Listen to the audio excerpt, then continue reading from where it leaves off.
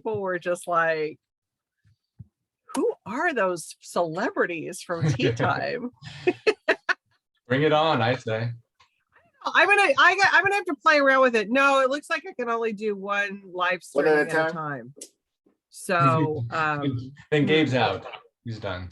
Gabe left. He said, "That's it. I'm not doing this anymore. Done with all you people." Yeah, I don't know. YouTube.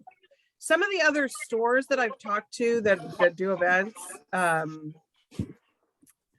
Okay, Amanda, you're texting us a stream aggregator. A stream aggregator. That makes sense. That's what you need, is a stream aggregator. Yeah, that's what I'm going to work on, is getting aggregated. But some of the other stores, well, some of the other stores have been using YouTube and getting like bigger audiences. So I don't know. We'll have to see what the new year brings. I've gotten used to what we're doing here, but change is always okay. Not always. Oh, true. Okay, last week was best books ever. This week is just kind of whatever holiday, if we've got it in stock. I'm going to talk about Libro.fm, because if we don't have what you want in stock, get Libro.fm. So with that, Andrea's going to go. Andrea, Tom, Gabe, me. So Andrea, start us off. Okay. Oh, wow. What's going on? You guys, I'm trying to share my screen and then something weird happened. Okay. You think I would know how to do this by now. Can you see that? Yep. Okay. Okay. Okay, great. The first book I want to talk about is The Story of Looking by the brilliant Mark Cousins. He did The Story of Film several years ago that was turned into a documentary series that was a great overview of film, of course. And now he's taking that kind of amazing ability to synthesize a lot of ideas and applying it to the art of looking and the story of how we look and see things in the world. So he's kind of moving beyond just one art medium, and expanding to how we see in science and all different kinds of arts and culture. And it's beautifully illustrated, as you can see. And this is a $28 hardcover. It's in stock. I checked today at Warwick's, and it's from Canongate Books, one of our fantastic publishers from the UK. Love it. Looks like a great gift book. Yep. Be a really good that's one. why I wanted to talk about it today. I like it. This is the week. 'Tis the season. Okay, Tom, Beth Doherty on Facebook wants to know if we get to hear your favorite books of all time. Oh, I think you skipped out so you wouldn't have that hard assignment that we all have. I'm gonna change it up. I'll start with the book I was planning to talk about, but then I will tell you what my other, because I did have the list, and like I told you, Julie, the first two were locked in. The third one, I keep moving. Could have been so many. The goalpost kept moving on that one for me too. Right. Could have been so many different things. But I have the books right here that I was planning to talk about last week. So yes.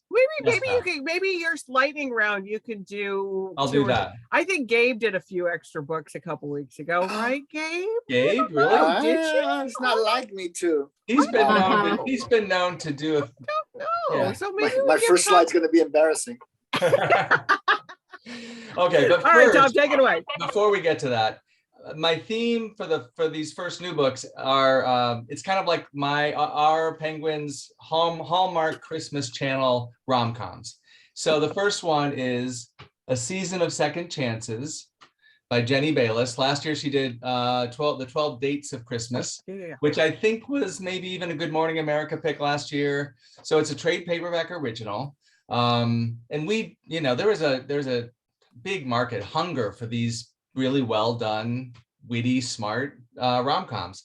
This is one of those. So it's about the main character is a seemingly happily married woman. They've been married 26 years. She owns a restaurant until she finds her husband cheating on her, and that ends then that marriage. Everything is thrown up in the air. She heads off to a remote seaside village. This is all in England, and of course finds love in the remote seaside village with this great cast of characters.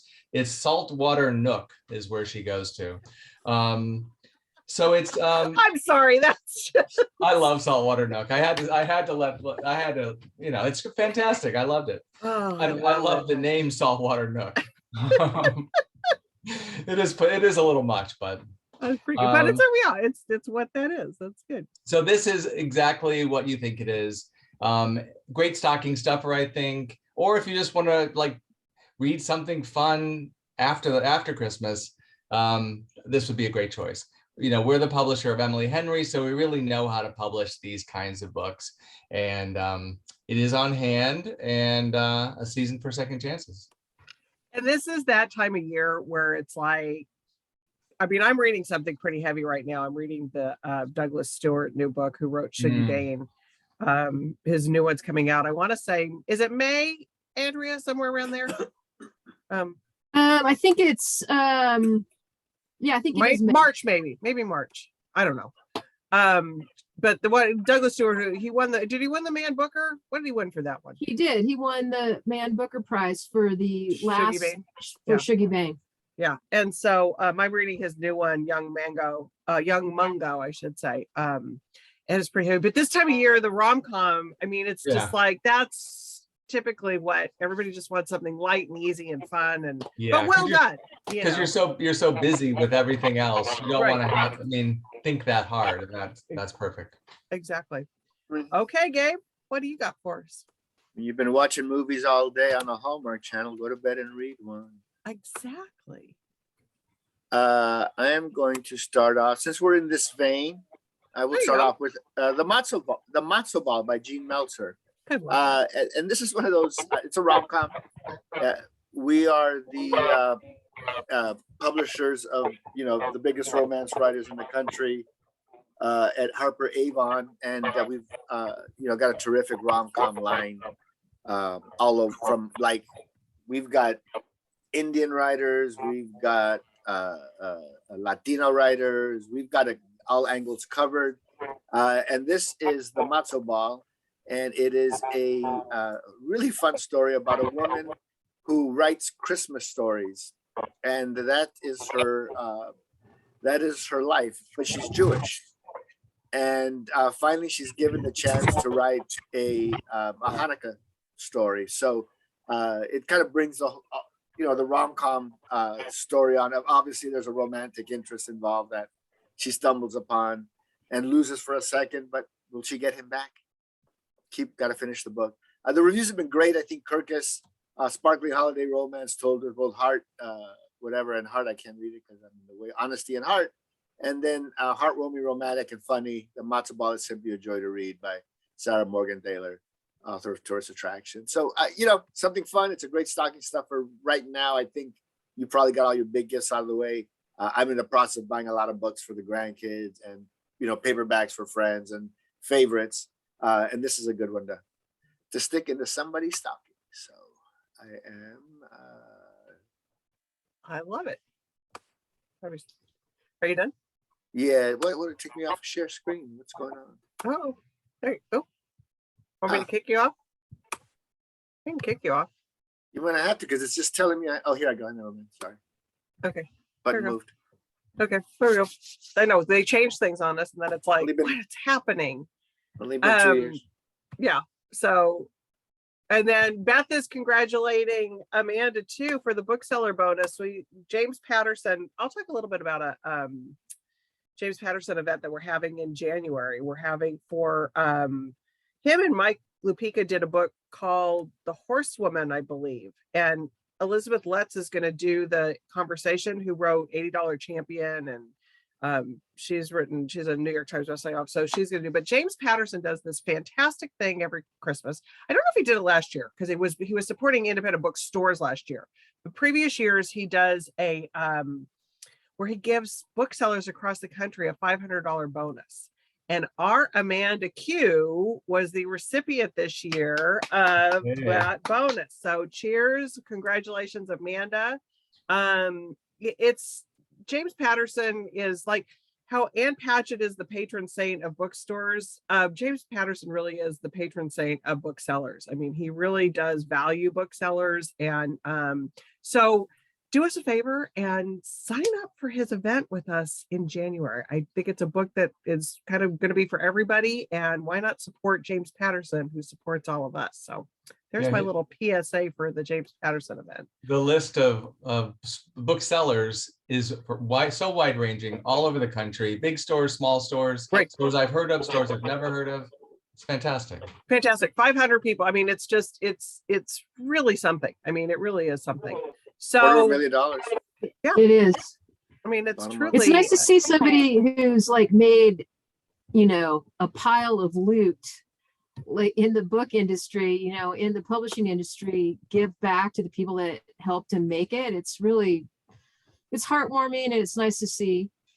And, you know, instead of buying his own private island, he's giving Right. back to our community, which is great. Which We're is going to just, space. exactly.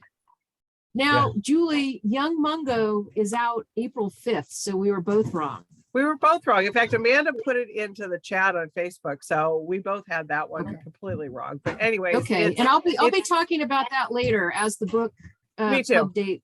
it's kind of early, approaches, but so. I don't know why. I mean, I was just talking about how I was reading a little something heavy, which is still fantastic, but it's probably not a great Chris where Gabe and you guys are talking about better holiday books around this time. All right. I was talking about in the next one after you guys are all done again. So Andrea, you go. Okay. So I want to talk about The Joy of Small Things. This is by Hannah Jane Parkinson. And look at that little wiener dog on the cover. How cute is that? So cute. And there's a nice little quote there from Nigella Lawson. The book, this book is a not so small joy in itself. It truly is. It's basically, as my notes here say, it's everyday exaltations and inspirations that is going to help you get through some dismal days and to help take your mind off of the troubles. And Lord knows, with a new variant, you know, you could be feeling a little blue. And this book is, I think, at the counter, stacked at the counter. A couple have sold. I think we have about 3 left of this. And so get this while the getting is good. It's a nice little gift book at $15.95, a small little hardcover, and it has some really beautiful little drawings in it. It's very, it's just nice, and it's a nice little book to lift somebody's spirits. And I think it's suitable for gift giving all year round, but especially right now, it would be nice. And she discusses small joys such as snuggly robes, the joy of pockets, having pockets in your clothes to put things in, that sort of thing. So just nice, gentle little book for the holiday season. I think it's a perfect gift if you don't know what to get somebody, or you just want to maybe just, you know, flesh out your gift giving to somebody with one little extra gift. This is the one. I love it. It's really cute. And yeah, we do have a few of those I see on hand too. So perfect. Yep. Okay, Tom, what do you got next for us? All right, I'm continuing the theme. This book is called Just Haven't Met You Yet. This is a trade paperback original, Sophie Cousins. It came out in the summer. She wrote a book called This Time Next Year. So in this book, there's the main character is a lifestyle reporter in England, again in England. And she wants to learn more about her parents, how their romance came to be, so she can kind of jumpstart her own romantic life. And she gets the gig to go to the Channel Islands, which is where her parents met. Then her suitcase, and you see the suitcases here. I love the premises of all these books. Her suitcase gets mixed up. She gets some man's suitcase, and I guess I don't know if he gets hers or not, but so is he the question is he the one? And so it's again, you've got this great setting, great characters. She's just like, all the reviews say totally entertaining. The one I picked out says, a warm, witty, and absolutely charming seaside holiday that's perfect for fans of Sophie Kinsella. So again, if you're looking for something light, fun, smart, still smart, this would be a good one. Yeah. Love it. I love the mix-up. Have you guys have heard the Chris Bojalian mix-up story, right? Not that I know of. Oh God, this is so great. I'll try and be quick. So he like travels, like when authors are on book tour, it's like it's back to back, especially the old days. See, I'm not sure that everybody's got, those long tours really aren't happening as much, even pre-COVID, as they were like years and years ago. But he was on one of those like back to back to back, gone from home for weeks at a time kind of thing. So he put his laundry in to the hotel the night before he needed to leave, and then like was rushing out the hotel the next morning. So just like grabbed the package and got to his next city, opened up the package, and it was where it was. I mean, this is kind of, but it's like, you have your underwear, whatever you have clean. Well, it was a package of women's underwear. not his underwear. Love that. So he claims he didn't wear them. Lucky his wife didn't meet him in town or something. Oh, what's this in your suitcase? Oh yeah, the way he tells it, I did not do it justice by any stretch of the imagination. But oh my God, can you imagine? I just love it. Love it. No. Love the mix up. Okay, Gabe. Screen 2 for Gabe. I'm going to go just with what we have in stock and what's available out there. And I think, just really down and dirty, totally 100% satisfaction guaranteed reads that you can pack up, go right down to the store, call it in, order it online. It's going to be there in stock. We actually have a lot of stock available, and almost, it's out there. We got stacks. Easy. The Ann Patchett getting still a ton of attention, selling really, really nicely. Essays, which, very broad audience. And then the Dave Grohl, which again, male, female, older, younger, both these authors have a big appeal across the board. So I just want to, if you need something, don't forget those are out there. I know that they're big books and I don't need a lot of attention, but you need the help right now. If you're rushing, if you're still shopping right now, you're welcome. Exactly. And that is those two. And we do have plenty of stock. And those are two. I mean, you can't go wrong giving those to anybody. It's just, those are simple. If they're any kind of reader at all, those are two very simple ones. Okay. I'm going to tell you about, because we don't have this in stock, but I kind of am okay that we don't have it in stock because I want to tell everybody about, let's see if I could do this. I want to tell everybody about Libro.fm. And if you're going to jump in, Audible is not the only place for people to get books for audiobooks. Libro.fm, so as you see, it supports Warwick's, it supports independent bookstores.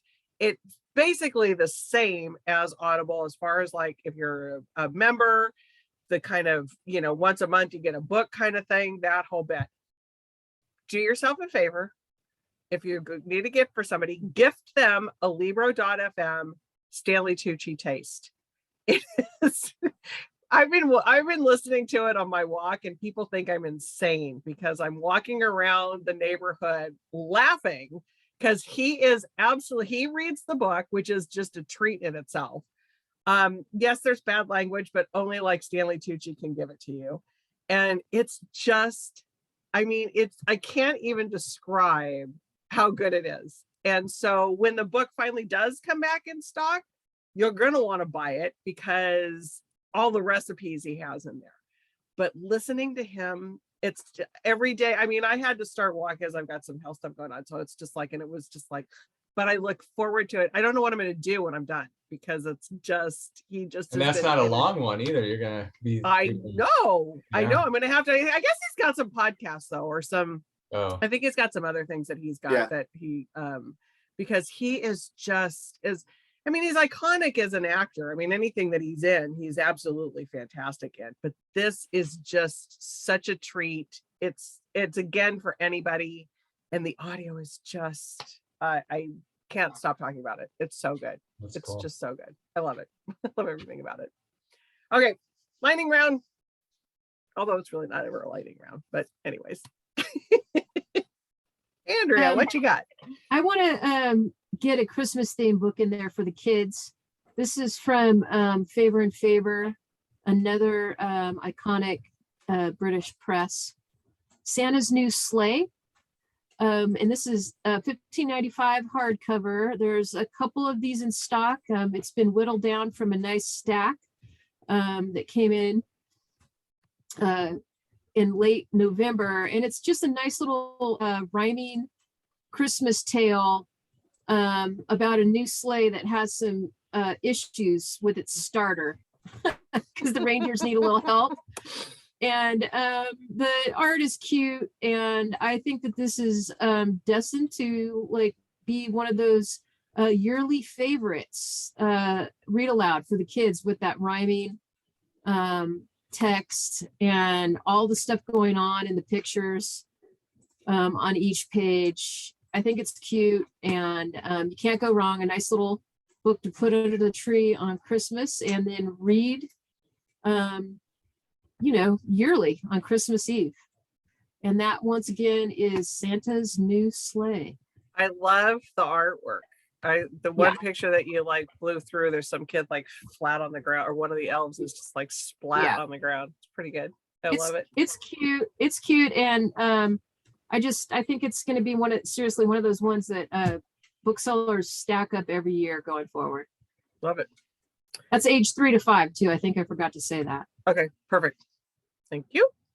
Okay, Tom, are you going to give us your favorites? I'm gonna do it. So the first two books are one could be number one could be number two, and depends on the day. I decided to go in chronological order when they were published, and both when you're gonna know these books, but they both were published in 1987, one in 1988. I was working at Knopf when they published these two books, and I still look back on that. It's incredible to me that I was working at Knopf when a lot of these books are published, but especially these two. And you can tell I have the original hardcovers. Gabe wants to Can I guess. say what? Okay. Okay, Is that one? Gabe wanted to guess. So I remember reading the manuscript.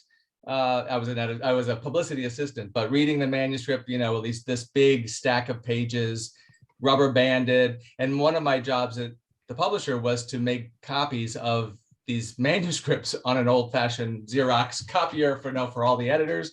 And I knew Toni Morrison. I had read Toni Morrison. I guess I'd read The Bluest Eye before, but you just knew, everyone knew Beloved was a special book, and it has stuck with me. So this was 1987. And I'm always amazed. Well, I'm amazed now at the controversy. I guess the controversy has never gone away with Toni Morrison for whatever reason, for lots of reasons. But I see writers referencing Toni Morrison, young writers referencing Toni Morrison more than any other literary As an writer. influence, right? As an influence, just like for she sure. is huge. Gabe, you want to take a shot, or should I give you a hint? I was just thinking, I might be too early, but I was thinking it's either The English Patient or All the Pretty Horses, but no, neither one. Oh yeah, those are good too. Those I wasn't there for those, but yeah, those are. This was a little bit earlier. This is Gabrielle Garcia Marquez's "Love in the Time of Cholera," Wow. which again, to be Is that a first edition, my friend? Yes. I've moved a lot since 1987 and 1988, but these books have always come along with me. So I need to reread both of them, but I love Love in the Time of Cholera.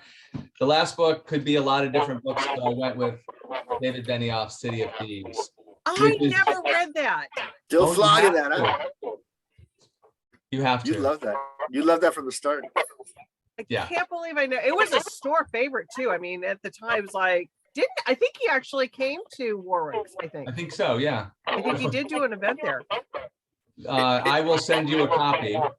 I feel like am I echoing now? We are all echoing now, so something's going on. Anyway, he went on to write Game of Thrones, of course. Right. And but we knew him when, and I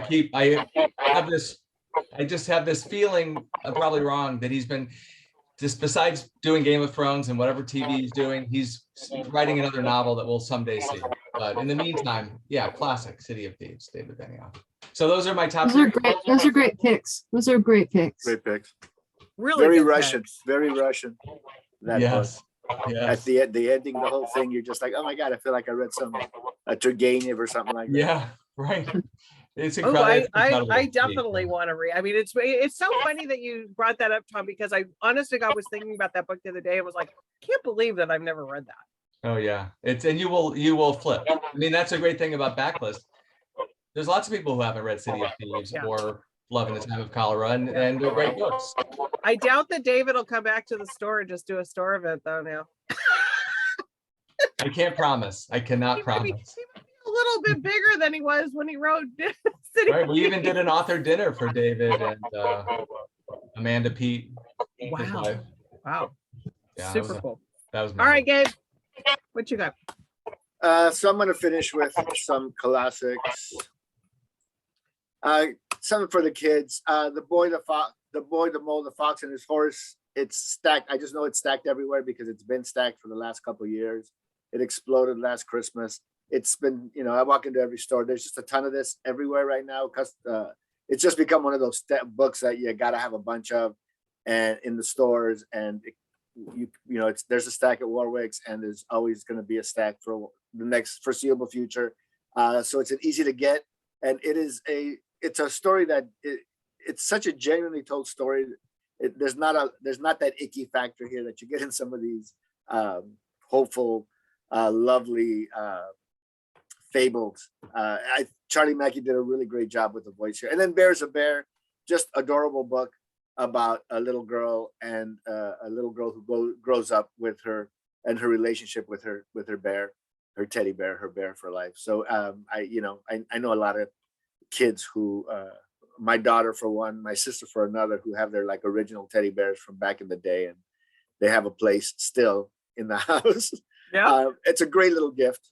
It's a great little gift. So I think those are two easy ones. I think Boy and the Mole, very universal, adult, kids, and great for reading with the kids, and great messaging. And Bears are Bears, just a really adorable, sentimental story. Sorry, I went over 3 books, but I thought they were Backlist. They're old. I mean, they're older. I presented It's okay. before. They were 3 slides. So you got 3 slides. So I know, you're okay. I feel sleazy, like a sleazy salesman, but I don't. No, I think I don't, but you don't. You really don't. No, There's no holding you back. You're a rebel, Gabe. It's just, it is what it is. The I don't want rules to feel like I'm don't apply intruding to on games. time, so I try to keep the time factor. I like it. And last week, as you were talking about, Tom, when we were talking about like the first 2 are no brainers, and then the third one last week, and so Sarita, who watches this all the time, she's got a couple other ideas for us. I can't remember her second idea, but there was one. It's like our favorite. We've got all kinds of themes we could do. Our favorite authors of all time. We might have to do that at some point. Another one that I thought about was a book that you'd want to reread for the first time. that's good. And that was one that last week I completely forgot about, which was this book. Hold on. And I can't believe that it wasn't my number 3 choice last week, because, and this time of year would be a great time of year to read it. I loved this book. It's just got everything. Yes, it's fantastical, but it kind of goes along with the romance theme that you were going with, Tom and Gabe, with some of yours. So it's the time of year, but Erin Morgenstern has created this world in this book that is just absolutely amazing. And honest to God, this is one of those books that if I could reread it for the first time, it was it was just amazing. I mean, now I would know what was coming, but it's just, oh my God, I love that book. Yeah, that's a special feeling that you don't always get. Yeah. And so that could be another good theme that we could do, is like, what books would you want to reread for the first time? Because there's very few books that I even want to reread at all. Yeah. Because it's just, they're good. They're just like, okay, that was good. But I don't know that the experience would be the same rereading it, Oh, sure, you're, yeah, there you Muted. go. That's where I was heading last week with my first two picks for books that I know I want. They're like waiting to be reread, you know. Yeah. And there's a few, Yeah. that you're just like, God, I wish I could go back and read it again, and for the first time, and just be like, God, that was right. And yes, Beth, I know it's like Beth's on here talking about how it was not my usual reading either. And I'm not usually, I mean, I do like sometimes a fantastical. I mean, I will dip into that, but this one was just done. I love the way that one was done. All right, everybody. Here comes Amanda Q, our J. Pat Award winner. Love it. So I apologize. I talked to Beth Doherty about aggregating lists of our reps picks, and over the last year and a half, and I have not done that yet. But now that we're going to have a lull after the holiday, I'm planning on working on that very soon. So to Beth Johnson, it's definitely still on my list, and I apologize because it's something I really wanted to do immediately, because I also want to have that where we can go back and look at all of your That'd be picks. fun. Yeah, and I think they'll be chronological. I'm not quite sure. I think I'm not sure that that's necessary, just as like, you know, I mean, it's, but I'm sure the way that you're going to have to do it, you're probably going to have to go back to the e-blasts, I'm sure. Or didn't you put them on the web pages too? Or I don't know. Yes. might be harder to find. Yeah. I still have to wrap my head around that. I also want to dive bomb with a few of my picks, just because for like last minute gifting. There you go. Dive bomb. You heard Julie Yes. talk about the Anomaly. Oh my gosh, this book is So good. wild. Right? Yeah, it's in paperback as an original. So if you want a gift for someone you don't really know too much about, but this book, it's a genre bender. The author went about it wanting to bust wide open the idea of genre fiction, and it's a wild ride. So So the Anomaly. Let me just jump in. We all heard about it first from Julie, and now it's a phenomenon. So just know that's what we're dealing with here. It's Listen to tastemaker, what Julie says. Phenomenon finder. serious tastemaker right there. Julie in the house. The influencer in me, right? And if Yeah, you want, I devoured it. So amazing. So good. and if you want a nonfiction book for someone, Fox and I talked Woohoo! about this many times. This is a beautiful book for anyone who appreciates books and nature and just beautiful writing. And then there's Cloud Cuckoo Land. Anyone who loves books in general, this is a brilliant ode to books and book people and the power of the written word. I'm not sure we have the Anomaly at the store, but I know for sure we have We've Cloud Cuckoo. We've Did we got get some a in? stack of the Anomaly. Oh, good. They came in because when Yeah. it first came out, we didn't get them. So, I'm so glad they're in. Okay. Yeah. Pick that up for everybody. I love that book. And I know we have Cloud Cuckoo in too. So, all right, everybody. Merry Christmas. Yes, Merry Christmas. Have a great holiday, can't everyone. believe we're Everybody be here safe on the already. holiday. We will be here next Monday too, because I just have nothing I like doing better than this. So, So what's being that I'm such the That's the influencer. that's the 27th. Okay. 27th. Happy Solstice Eve. Solstice Eve. That's right. Yeah, there's all kinds. Yeah, tomorrow, right? Yeah. Tomorrow's the solstice. Yep. Yep, Definitely 8 a.m. cold and creepy. Start so- moving again. The sun's moving back. Longer days. Longer days, baby. All right. Happy reading, everybody. See Bye, you everybody. later. Bye.